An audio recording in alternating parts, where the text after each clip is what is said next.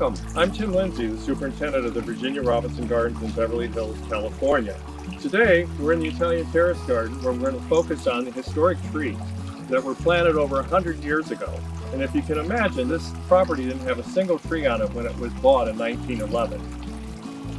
The trees serve an essential function in the garden, providing shade with their canopies, flowers with their fall foliage.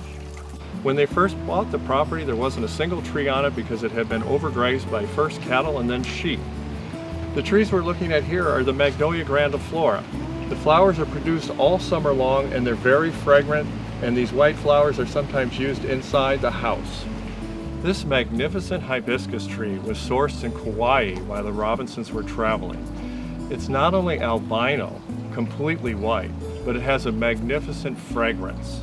And it's a must-have for any garden in a sunny location. The Ginkgo tree serves as the botanical link between the non-flowering trees such as the pine tree and the flowering trees such as the magnolia tree. It was thought to be extinct and only found in fossils until the early 20th century when a small grove was found in China. This female ginkgo produces a fleshy seed that's very smelly but is also the source of ginkgo biloba. And in the fall, when it turned buttery yellow, it was Virginia's favorite tree. This apple tree, cultivated to grow in Beverly Hills, takes very few chilling hours to produce a medium-sized apple that's tart and best used in pies or apple crisp. It's grown in a method that's called espalier, where it's in a single plane against a wall.